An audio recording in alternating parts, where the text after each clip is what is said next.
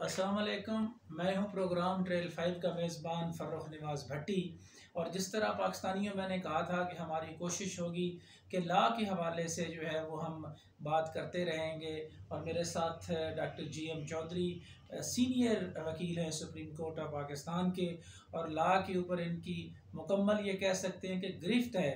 तो आज हम ये बात करेंगे कि जो कंटेम्प्ट ऑफ कोर्ट है, तौहीन अदालत है, उसके हवाले से ये क्या कहेंगे, किस तरह सज़ा जो है वो हो सकती है, और अब तक जो है वो तौहीन अदालत के जो मामला माजी में रहे हैं उस पर भी जो है वो थोड़ा रोशनी डालेंगे। जी GM साहब। इसमें पहले नंबर पे जी आपने ये बड़ा वसी टॉपिक ले लिया जो कि यकीनन इस मुख्तसर सी डिस्कशन में कवर नहीं हो सकता, लेकिन फिर भी मैं अपने नाजरीन के लिए ब्रीफली बताऊंगा। सबसे पहले देखिए जी, हमारे पास एक ब्रिटिश दौर का कंटेम्प्ट एक्ट था जिसे बाद में फिर पाकिस्तान में तब्दील कर दिया गया, और फिर उसके बाद उस लॉ को भी तब्दील करके 2003 में ऑर्डिनेंस की सूरत में नाफज किया गया। इस ऑर्डिनेंस को भी 2012 में एक नया एक्ट पीपल्स पार्टी के दौर में बनाया गया, जिसमें उस वक़्त जो पीपल पार्टी के खदशात थे मुख्तलिफ़ किस्म के कंटेम्प्ट के हवाले से, उनको एड्रेस करने की कोशिश की गई। उस लॉ को फिर सुप्रीम कोर्ट ऑफ पाकिस्तान में चैलेंज किया गया, और ये एक हमारी जुडिशल हिस्ट्री का एक बड़ा तारीखी वाक़या है कि जिसमें सुप्रीम कोर्ट ऑफ पाकिस्तान ने उस लॉ को मुकम्मल तौर पर अनकॉन्स्टिट्यूशनल डिक्लेयर कर दिया।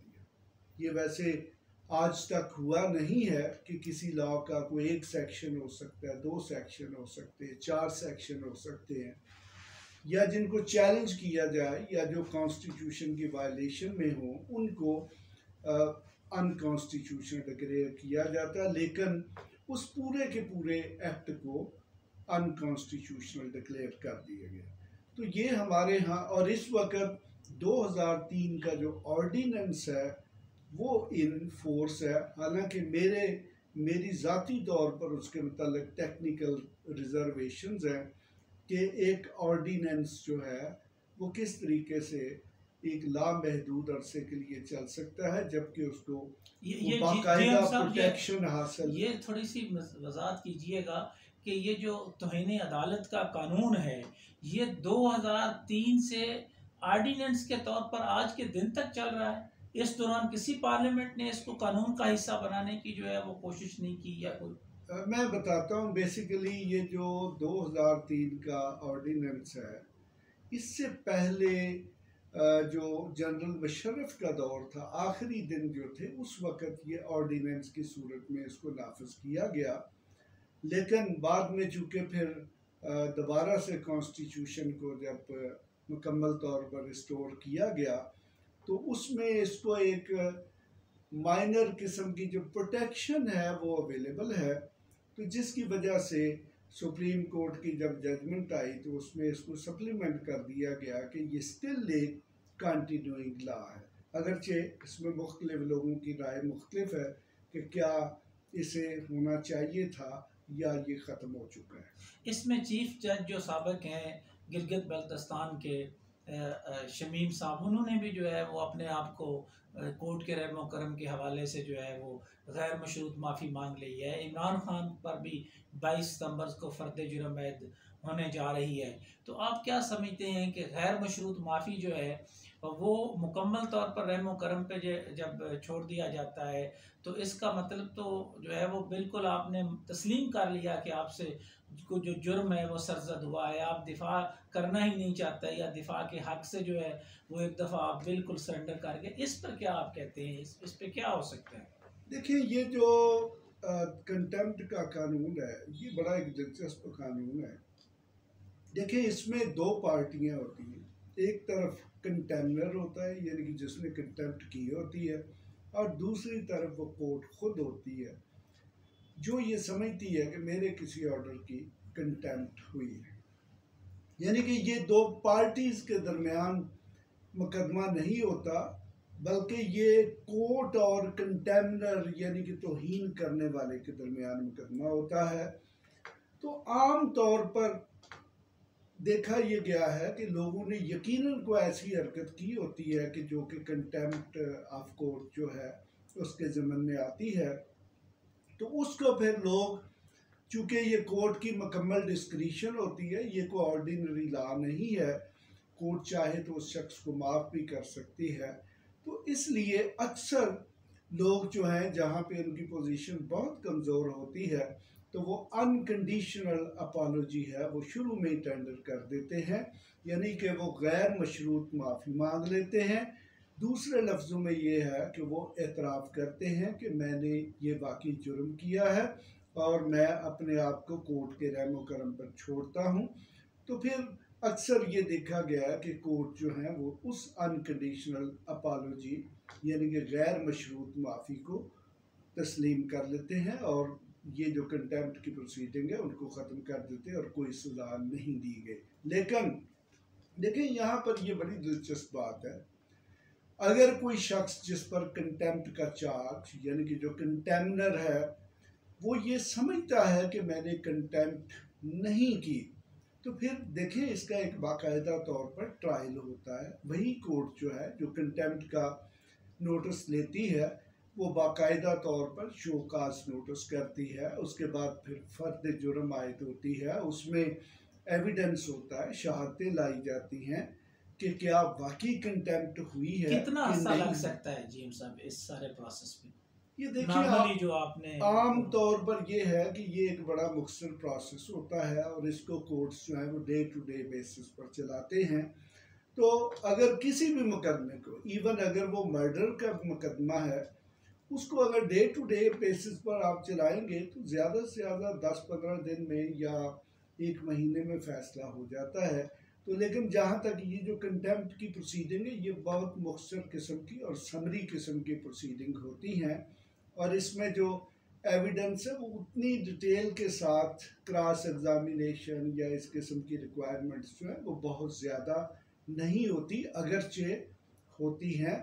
तो इस सूरत हाल में आम तौर पर इस किस्म के केसेस की अगर आप रेगुलर प्रोसीडिंग देखें, अगर डे टू डे बेसिस पर चल रही है तो मैक्सिमम 1 हफ्ते में मुकम्मल हो जाती है। लेकिन अगर उसमें कोई एडजर्नमेंट्स हो रही हैं तो फिर उसमें 2-3-4 हफ्ते भी लग सकते हैं, या बाज़ औक़ात अगर कोर्ट केस को तेज़ी के साथ माजी में किसी साबिक़ वज़ीर आज़म को तौहीन अदालत की कुछ सज़ा हुई है? जी बिल्कुल, इसमें हमारे पास ये जो सैयद यूसुफ रज़ा गिलानी साहब हैं उनका केस है।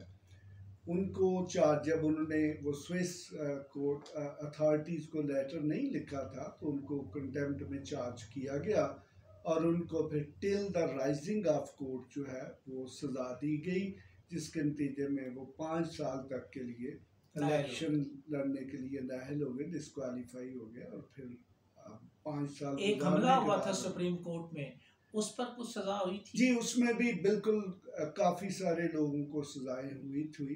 अब वो भी वो तो बल्कि जो ट्रायल है कंटेम्प्ट का वो काफ़ी दिनों पर चला था और उसमें काफ़ी सारे लोगों को सजाएं हुई थी। जी, तो क्या देख रहे हैं मुस्तकबिल के हवाले से, अगर इमरान खान जो है वो गैर मशरूत माफ़ी मांग लेता है और अगर दोबारा नहीं माफ़ी मांगता तो इस पर आपको क्या लग रहा है? इस्लामाबाद हाई कोर्ट में भी आप पेश होते हैं, चीफ जस्टिस के बयानात भी आपने उस दिन रिमार्क्स भी सुने, इमरान खान ने के बयानात भी आए हैं, तो आपका तज्जिया क्या कहता है, आप क्या समझते हैं? देखिए जी, मेरा तज्जिया बड़ा एक मुख्तसर सा है और बड़ा सीधा सा है। देखें ये जो केस है ये पाकिस्तान की जो कंटेम्प्ट ऑफ कोर्ट प्रोसीडिंग है उनमें ये एक तारीख साज केस होगा। इस केस के फैसले के बाद पाकिस्तान में जो कंटेम्प्ट का लॉ है, मैं जो देख रहा हूँ वो कम अज़ कम मौजूदा सूरत में बरकरार नहीं रहेगा। अब मैं इस चीज़ को प्रियम्प्ट नहीं करूँगा चूँकि इस वक्त एक कोर्ट के सामने एक केस है कि क्या इसमें इमरान खान बरी कर दिए जाएंगे या उनको सज़ा होती है या वो अनकंडीशनल अपॉलोजी टेंडर करते हैं या नहीं। लेकिन देखिए मैं एक आपको इम्प्लिकेशंस बता सकता हूँ कि हमारे मीडिया में, प्रिंट मीडिया में अक्सर ये डिबेट शाम को चल रहा होता है कि जी इमरान खान जो है उसको अनकंडीशनल अपॉलॉजी टेंडर कर देनी चाहिए। तो जनाब मैं यहाँ पे ये अर्ज़ कर दूँ कि जब कोई शख्स अनकंडीशनल अपॉलॉजी टेंडर करता है यानी कि गैर मशरूत माफ़ी मांगता है, तो उसका मतलब ये है कि उसने अपने जुर्म का एतराफ़ कर लिया और उसने अपने आप को कोर्ट के रहमो करम पर छोड़ दिया। तो फिर यहाँ पे जनाब ये एक्सपेक्ट करना कि कोर्ट, चूँकि मैंने माफ़ी मांग ली है, कोर्ट मुझे लाजमी तौर पे बरी करेगी, ये कतई तौर पर एक गैर मुमकिन किस्म की पॉसिबिलिटी है। जो शख्स अनकंडीशनली अपॉलॉजी करता है और मान लेता है कि मैंने ये जुर्म किया है, तो फिर ये कोर्ट की मर्ज़ी है कि उसको सज़ा दे या उसको छोड़ दे। बहरहाल ये जो इमरान खान का केस है ये एक बड़ा दिलचस्प केस है, क्योंकि इमरान खान साहब ये कहते हैं कि मैंने कंटेम्प्ट नहीं की, जबकि कोर्ट्स ने इस पर नोटिस लिया हुआ है।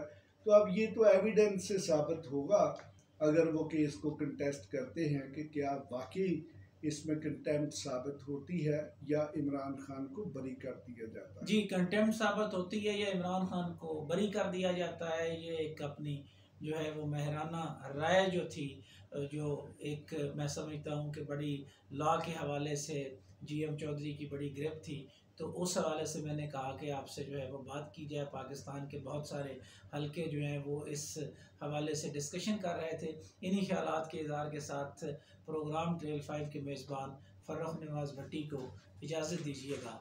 अल्लाह हाफ़िज़।